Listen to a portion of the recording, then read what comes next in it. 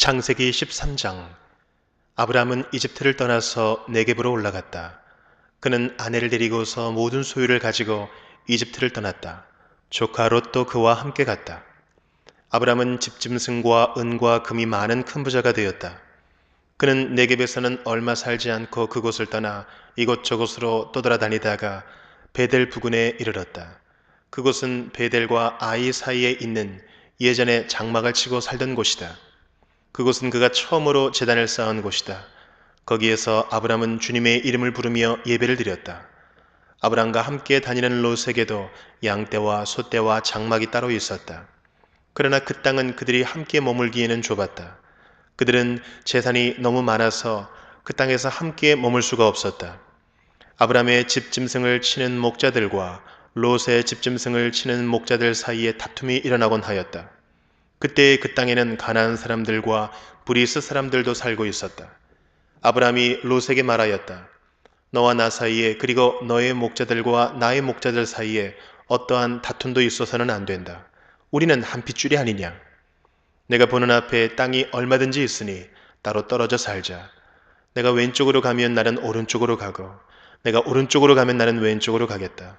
롯이 멀리 바라보니 요단 온 들판이 소알에 이르기까지 물이 넉넉한 것이 마치 주님의 동산과도 같고 이집트 땅과도 같았다. 아직 주님께서 소돔과 고모라를 멸망시키기 전이었다. 롯은 요단의 온 들판을 가지기로 하고 동쪽으로 떠났다. 이렇게 해서 두 사람은 따로 떨어져서 살게 되었다. 아브람은 가나안 땅에서 살고 롯은 평지의 여러 성읍을 돌아다니면서 살다가 소돔 가까이에 이르러서 자리를 잡았다. 소돔 사람들은 악하였으며 주님을 거슬러서 온갖 죄를 짓고 있었다. 롯이 아브람을 떠나간 뒤에 주님께서 아브람에게 말씀하셨다. 너 있는 곳에서 눈을 크게 뜨고 북쪽과 남쪽, 동쪽과 서쪽을 보아라. 내 눈에 보이는 이 모든 땅을 내가 너와 내 자손에게 아주 주겠다. 내가 너의 자손을 땅의 먼지처럼 셀 수 없이 많아지게 하겠다. 누구든지 땅의 먼지를 셀 수 있는 사람이 있다면 너의 자손을 셀 수 있을 것이다. 내가 이 땅을 너에게 주니 너는 가서 길이로도 걸어보고 너비로도 걸어보아라. 아브람은 장막을 거두어서 헤브론의 마물에 곧 상수리 나무들이 있는 곳으로 가서 거기에서 살았다. 거기에서도 그는 주님께 제단을 쌓아서 바쳤다. 마태복음 12장. 그 무렵에 예수께서 안식일에 밀밭 사이로 지나가셨다. 그런데 제자들이 배가 고파서 밀 이삭을 잘라서 먹기 시작하였다. 바리새파 사람이 이것을 보고 예수께 말하였다. 보십시오. 당신의 제자들이 안식일에 해서는 안 되는 일을 하고 있습니다. 예수께서 그들에게 말씀하셨다. 다윗과 그 일행이 굶주렸을 때에 다윗이 어떻게 했는지를 너희는 읽어보지 못하였느냐? 다윗이 하나님의 집에 들어가서 제단에 차려놓은 빵을 먹지 않았느냐? 그것은 오직 제사장들 밖에는 자기도 그 일행도 먹어서는 안 되는 것이었는데 말이다. 또 안식일에 성전에서 제사장들이 안식일을 범해도 그것이 죄가 되지 않는다는 것을 율법책에서 읽어보지 못하였느냐? 내가 너희에게 말한다. 성전보다 더 큰 이가 여기에 있다. 나는 자비를 원하고 제사를 원하지 않는다 하신 말씀이 무슨 뜻인지 알았더라면 너희가 죄 없는 사람들을 정죄하지 않았을 것이다. 인자는 안식일의 주인이다. 예수께서 그곳을 떠나서 그들의 회당에 들어가셨다.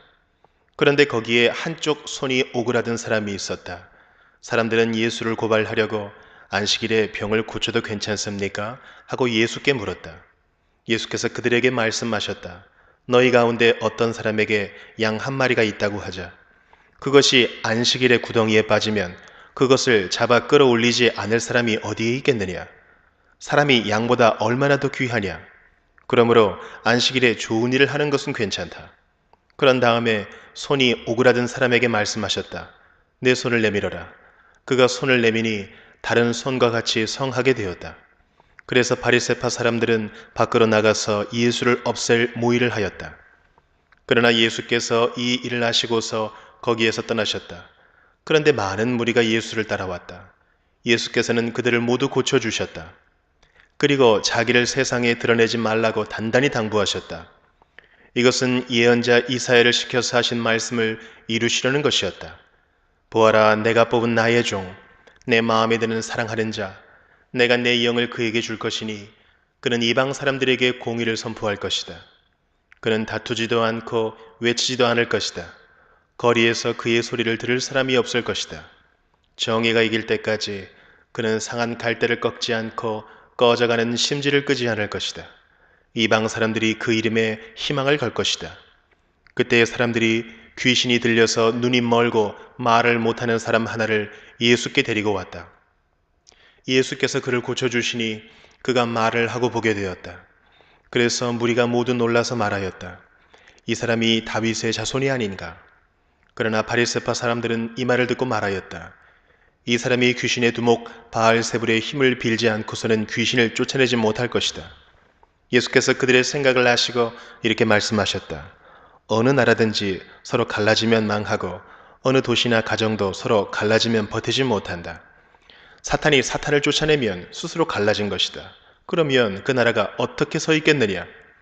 내가 바알세불의 힘을 빌어서 귀신을 쫓아낸다고 하면 너희의 아들들은 누구의 힘으로 귀신을 쫓아낸다는 말이냐?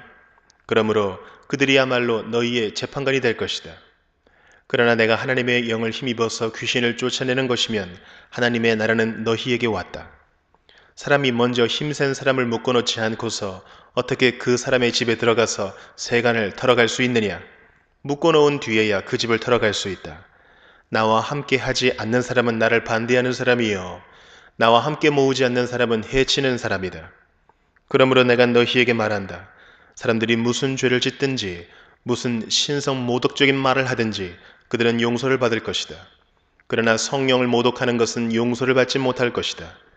또 누구든지 인자를 거슬러 말하는 사람은 용서를 받겠으나 성령을 거슬러 말하는 사람은 이 세상에서도 오는 세상에서도 용서를 받지 못할 것이다. 나무가 좋으면 그 열매도 좋고 나무가 나쁘면 그 열매도 나쁘다. 그 열매로 그 나무를 안다. 독사의 자식들아, 너희가 악한데 어떻게 선한 것을 말할 수 있겠느냐? 마음에 가득 찬 것을 입으로 말하는 법이다. 선한 사람은 선한 것을 쌓아두었다가 선한 것을 내고 악한 사람은 악한 것을 쌓아두었다가 악한 것을 낸다. 내가 너희에게 말한다. 사람들은 심판날에 자기가 말한 온갖 쓸데없는 말을 해명해야 할 것이다. 너는 내가 한 말로 무죄 선고를 받기도 하고 유죄 선고를 받기도 할 것이다. 그때에 율법학자들과 바리새파 사람들 가운데 몇 사람이 예수께 말하였다. 선생님, 우리는 선생님에게서 표징을 보았으면 합니다. 예수께서 그들에게 말씀하셨다. 악하고 음란한 세대가 표징을 요구하지만 예언자 요나의 표징밖에는 이 세대는 아무 표징도 받지 못할 것이다. 요나가 사흘 낮과 사흘 밤 동안을 큰 물고기 뱃속에 있었던 것 같이 인자도 사흘 낮과 사흘 밤 동안을 땅속에 있을 것이다. 심판 때에 니느웨 사람들이 이 세대와 함께 일어나서 이 세대를 정죄할 것이다. 니느웨 사람들은 요나의 선포를 듣고 회개하였기 때문이다. 그러나 보아라, 요나보다 더 큰 이가 여기에 있다. 심판 때에 남방 여왕이 이 세대와 함께 일어나서 이 세대를 정죄할 것이다. 그는 솔로몬의 지혜를 들으려고 땅 끝에서부터 찾아왔기 때문이다. 그러나 보아라, 솔로몬보다 더 큰 이가 여기에 있다. 악한 귀신이 어떤 사람에게서 나왔을 때에 그는 쉴 곳을 찾느라고 물 없는 곳을 헤맸으나 찾지 못하였다. 그래서 그는 말하기를 내가 나온 집으로 되돌아가야겠다 하고 돌아와서 보니 그 집은 비어있고 말끔히 치워져서 잘 정돈되어 있었다. 그래서 그는 가서 자기보다 더 악한 딴 귀신 7을 데리고 와서 그 집에 들어가 거기에 자리를 잡고 살았다. 그래서 그 사람의 나중 형편이 처음보다 더 비참하게 되었다. 이 악한 세대도 그렇게 될 것이다. 예수께서 아직도 무리에게 말씀하고 계실 때에 예수의 어머니와 형제들이 예수와 말을 하겠다고 바깥에 서 있었다. 어떤 사람이 예수께 와서 말하였다. 보십시오. 선생님의 어머니와 형제들이 선생님과 말을 하겠다고 바깥에 서 있습니다. 그 말을 전해주는 사람에게 예수께서 말씀하셨다. 누가 나의 어머니이며 누가 나의 형제들이냐? 그리고 손을 내밀어 제자들을 가리키고서 말씀하셨다. 보아라, 나의 어머니와 나의 형제들이다. 하늘에 계신 내 아버지의 뜻을 따라 사는 사람이 곧 내 형제요, 자매요, 어머니이다. 느헤미야 2장. 아닥사스다 왕 20년 니산월에 나는 왕에게 술을 따르는 일을 맡았다. 왕에게 술을 따라 드리는 어느 날 왕께서는 나의 안색이 평소와는 달리 좋지 않은 것을 보시고는 안색이 좋지 않구나. 아픈 것 같지는 않은데 무슨 걱정되는 일이라도 있느냐 하고 물으셨다. 나는 너무나도 황공하여 임금님 만수무강하시기를 빕니다. 소신의 조상이 묻힌 성읍이 폐허가 되고 성문들이 모두 불에 탔다는 소식을 듣고서 울적한 마음을 가누지 못한 탓입니다 하고 아뢰었더니 내가 바라는 것이 무엇이냐 하고 왕께서 또 나에게 물으셨다. 나는 하늘의 하나님께 기도를 드리고 나서 왕에게 말씀드렸다. 임금님께서 좋으시면, 임금님께서 소신을 좋게 여기시면 소신의 조상이 묻혀있는 유다의 그 성읍으로 저를 보내주셔서 그 성읍을 다시 세우게 하여 주시기를 바랍니다. 그때의 왕후도 왕 옆에 앉아 있었다. 왕은 그렇게 다녀오려면 얼마나 걸리겠느냐, 언제쯤 돌아올 수 있겠느냐 하고 나에게 물으셨다. 왕이 기꺼이 허락하실 것 같은 생각이 들어서 나는 얼마가 걸릴지를 말씀드렸다. 나는 왕에게 덧붙여서 말씀드렸다. 임금님께서 좋으시다면 소신이 유다까지 무사히 갈 수 있도록 유프라테스 서쪽 지방의 총독들에게 보내는 친서를 몇 통 내려주시기 바랍니다. 또 왕실 숲을 맡아보는 아삽에게도 나무를 공급하라고 친서를 내리셔서 제가 그 나무로 성전 옆에 있는 성체 문짝도 짜고 성벽도 쌓고 소신이 살 집도 짓게 하여 주시기 바랍니다. 나의 하나님이 선하신 손길로 나를 잘 보살펴 주셔서 왕이 나의 청을 들어 주었다. 왕은 나에게 장교들과 기병대를 딸려 보내어 나와 함께 가게 하였다. 그래서 나는 길을 떠나 유프라테스 서쪽 지방의 총독들에게로 가서 왕의 친서를 전하였다. 호론 사람 산발랏과 종노릇을 하던 암몬 사람 도비야에게 이 소식이 들어갔다. 그들은 어떤 사람이 이스라엘 자손의 형편을 좋게 하려고 오고 있다는 것을 알고서 몹시 근심하였다고 한다. 나는 예루살렘에 이르러 거기에서 사흘 동안 쉬고 나서 밤에 수행원을 몇 명 데리고 순찰을 나섰다. 하나님이 나의 마음을 움직이셔서 예루살렘에서 일하도록 하신 것을 나는 그때까지 어느 누구에게도 말하지 아니하였다. 나에게 짐승이라고는 내가 탄 것밖에 없었다. 밤에 나는 골짜기 문을 나섰다. 용샘을 지나 거름문에 이르기까지 예루살렘 성벽을 살펴보니 성벽은 다 허물어지고 문들도 모두 불에 탄 채로 버려져 있었다. 샘문과 왕의 연못에 이르렀을 때에는 내가 탄 짐승이 더 나아갈 길이 없었다.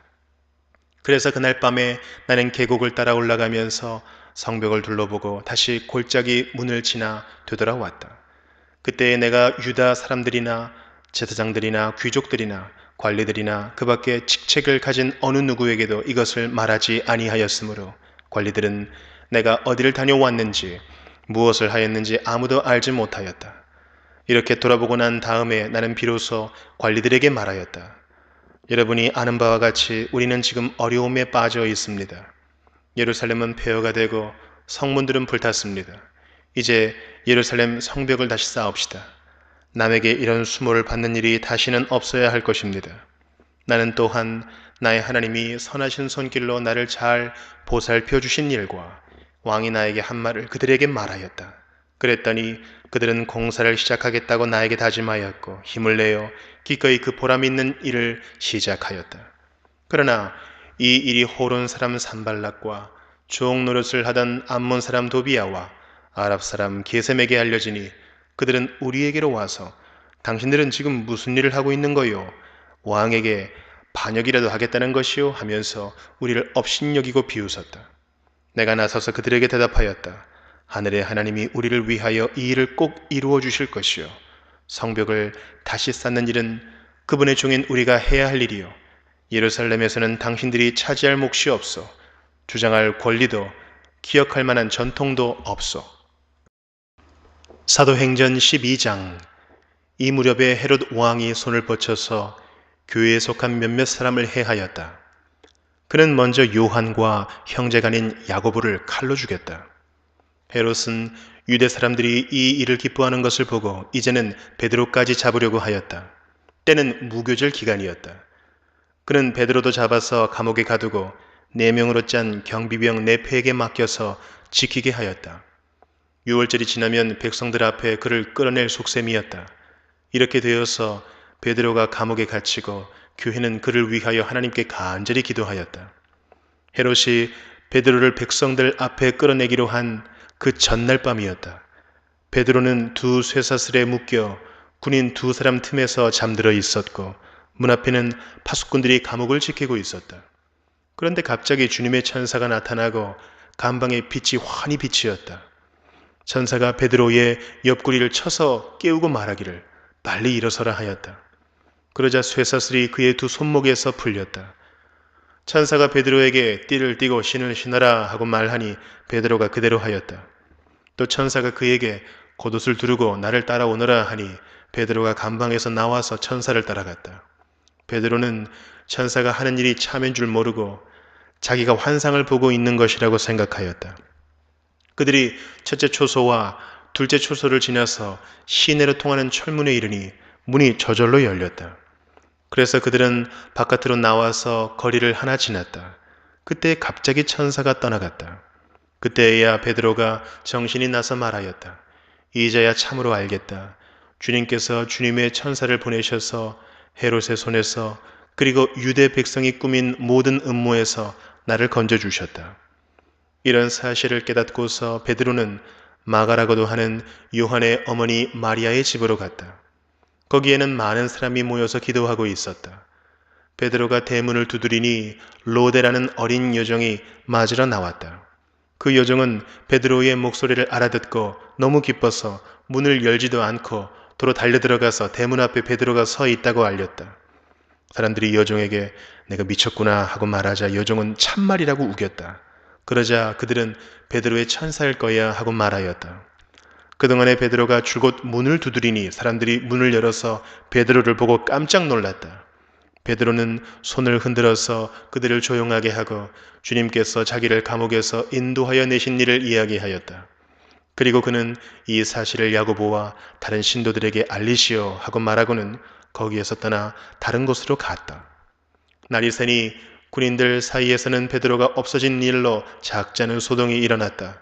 헤롯은 샅샅이 찾아보았으나 베드로를 찾지 못하고 경비병들을 문초한 뒤에 명령을 내려서 그들을 사형에 처하였다. 그런 다음에 헤롯은 유대를 떠나 가이사랴로 내려가서 거기에서 한동안 지냈다. 그런데 두로와 시돈 사람들은 헤롯에게 몹시 노여움을 사고 있었다. 그래서 그들은 뜻을 모아서 왕을 찾아갔다. 그들은 왕의 침실 시종 블라스도를 설득하여 그를 통해서 헤롯에게 화평을 청하였다.